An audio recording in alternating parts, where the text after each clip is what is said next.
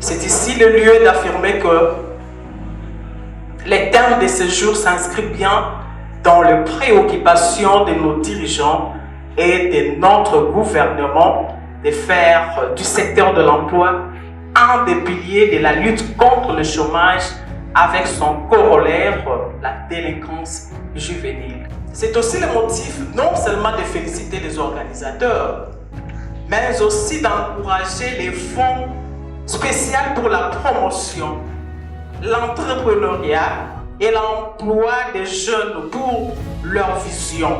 Nous vous souhaitons la cordiale bienvenue à cette importante conférence axée sur l'une des difficultés majeures des jeunes. Les fonds spéciaux pour la promotion, l'entrepreneuriat et l'emploi des jeunes est un établissement public à caractère social et culturel. Et au niveau de notre établissement, nous avons 3 axes majeurs. Il s'agit de la promotion de jeunes, la promotion de l'entrepreneuriat de jeunes et la promotion de l'emploi de jeunes. Nous sommes cette institution qui va vouloir capaciter les jeunes de manière à ce qu'ils puissent être capables de par eux-mêmes monter les dossiers d'emploi et décrocher l'emploi qu'il faut. Ce Talking Job, c'est un moment d'échange sur les compétences et l'acquisition des connaissances pour nous rendre utiles à notre pays et auprès de ceux qui ont les opportunités d'emploi.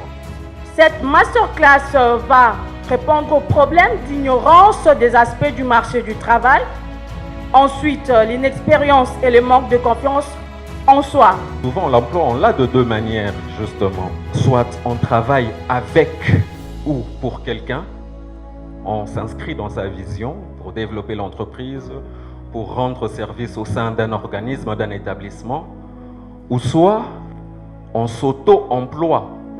Dans le cadre par exemple d'un métier et tout, on s'auto-emploie, ou enfin on crée une entreprise. C'est de cette manière-là qu'on peut se dire qu'on est apte à travailler. C'est-à-dire qu'il faudrait savoir, connaître les tendances qui se dégagent dans le marché du travail. Quel secteur, par exemple, recrute plus que les autres? Quel secteur est saturé? Bisotou tozo kenega kana secteur oyo, c'est saturé. Mais nous irons là jusqu'à quand? Les compétences, ressortir vos compétences, ce que vous êtes capable de faire. Et faire voir à travers votre CV que vous correspondez au poste. Plusieurs CV, plusieurs dossiers sont écartés tout simplement parce que on demande, il y a une demande qui est formulée de manière X et vous présentez de manière Y. On écarte. Et cela est la preuve que vous n'avez pas lu l'offre.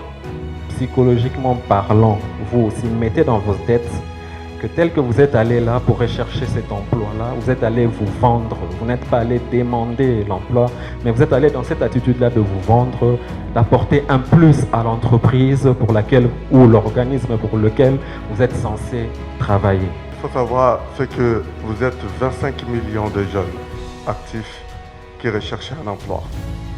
C'est 25 millions. Alors combien y a-t-il d'emplois? 25 millions. Combien y a-t-il d'emplois en RDC? D'ailleurs, de toute façon, si vous êtes au nombre de 100, il n'y a à peine que 26 personnes qui peuvent trouver un emploi. Les organisations ont parfois des besoins, mais qu'elles ne savent exprimer. Les besoins existent, mais ne sont pas exprimés. Par exemple, l'archivage. Ce poste, je regarde les autres besoins pour que je crée un lien entre le poste et ces besoins-là qui peuvent ne pas être exprimés. Si vous arrivez à le faire, eh bien vous marquez un pas. Vous devenez convaincant. En contexte de rareté de création d'emplois, c'est ce qu'on doit faire. Il y a des recommandés, oui. Mais attention, la façon dont vous présentez votre dossier, et si vous respectez tout ce qu'on est en train de dire, peut faire que le recommandé soit éjecté à votre profit. Et pour la plupart des cas, c'est ce qui arrive. Si vous trouvez un emploi, vous aurez de l'argent. N'est-ce pas? C'est connu, non?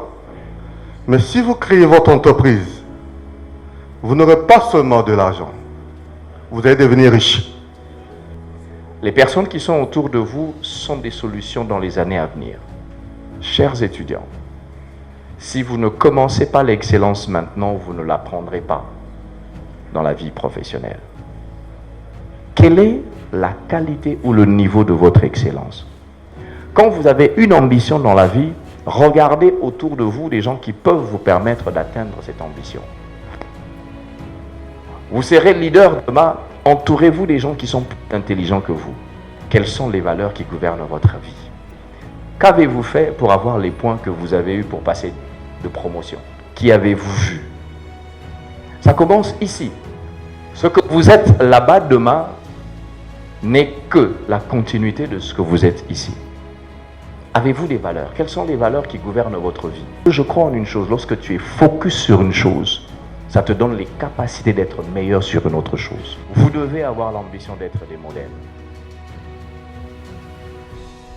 Il y a des gens qui vous observent. Vous pensez que ce que vous êtes aujourd'hui, les amis vont l'oublier.